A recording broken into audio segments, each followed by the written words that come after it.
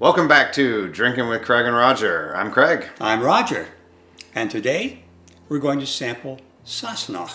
Sassenach. What Yes. the heck is this? Well, it's a name that's Scottish that refers to someone who's an outsider, someone Okay. who's a stranger. It's slightly derogatory, but this is produced by Sam Heughan company, and Sam plays Jamie Fraser on Outlander. Now he's Okay. the main Yes. romantic lead. Yeah. Okay, and he uses this name as a term of endearment to the other romantic lead, who is Claire Randall. Okay. Now, Claire, this is interesting. Claire is a 20th century person. She was a nurse during the Second World War, and she gets transported back 200 years to the 18th century. And when she uses her medical skills to help heal people, she gets to be an object of suspicion. So she ends up marrying Jamie Fraser in order to avoid any sort of major problems. Yes. And they fall in love. And so then the rest of it is all about their love affair Okay. and all sorts of things. At any rate, this is a limited edition blended Scotch whiskey. Okay. It's 92 proof. And when you sample this, you're supposed to taste the hills and of Scotland. Yeah. That's what the advertising says. And it comes in this very interesting bottle. It's a nice which bottle shape. resembles a decanter that might have not been too out of place in the 18th century. If you're a big fan of Outlander, then you want to at least get a bottle get of it. this if you can. I get it. Yeah. Yep. Let's give it a. Smells nice. I think just going straight on in. Very smooth, very malty. I don't taste a lot of peat. No, I don't smell much. I'm not getting a lot on the nose. Not much smoke either, so I'm not tasting, the grass or anything else. Yeah, I'm not getting a lot of grassy notes on the nose. I'm not getting a ton of fruit or spices. Like you said, malty, kind of a round malty smell. So we'll give it a whirl. And even though you jumped in, I'm about to myself. So cheers. But it is indeed a very nice drink. That's good.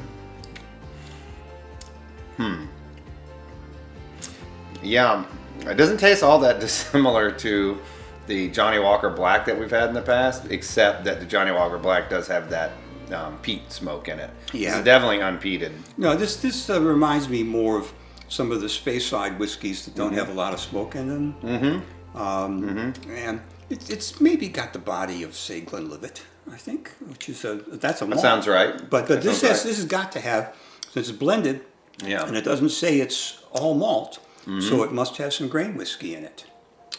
Well, when I was smelling it, I got just a little bit of sort of a younger harshness in the nose. You don't really taste it, but I wouldn't say that this is super smooth in a lot of ways. It has just a little bit of astringency to it. Yeah, it's not that old. I would think that much of it is like 8 years old. On the lower end Yeah. of maturity. For sure, and if you can tell the color, I don't think they say, no added color or anything, but surprisingly, the color is fairly light. So, I'm sure they did maybe add some coloring, but even still, it's not super dark. Well, like most blended Scotch whiskeys, there's exactly what goes into it, Yeah. and the proportions are kind of kept under wraps. You can't really see it. They don't advertise it. So anyway, This is good. It's but good. It's very fine. I'm getting like sort of a lot of, I want to say brown sugar notes. I think it's very sweet, not in a bad way. I like sweet Scotch whiskey. It's has some spice to it.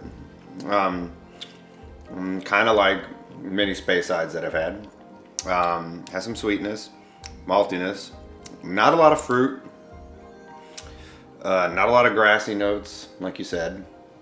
No distinct, spices in terms of, cardamom and cinnamon and stuff like that. No.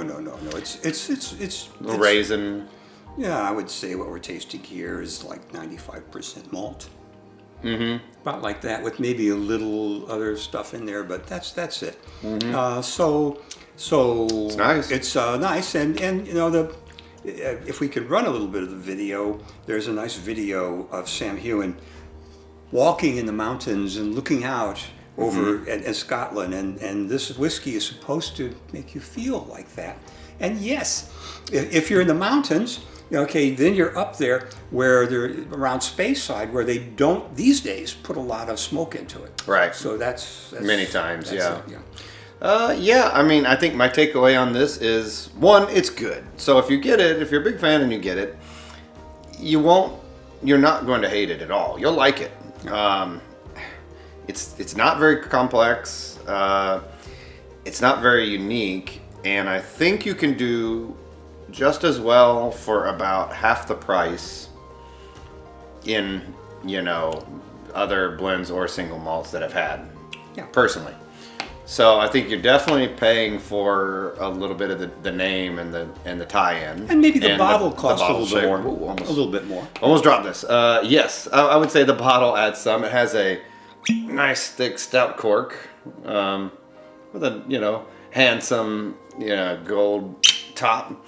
But overall, I mean, if it's me not being a big fan of the show and having some significance to that, I'm going to stay away because I think I can do much better in other, other single malts or even blends. And for the price. If you are a big fan of this show, then you can at least see what Sam Heughan's handwriting looks like, because his signature is on the back of it. LB. And it's also on the back of the box too. Okay. Yes. Let's see. He's got a decent little sig. Yeah.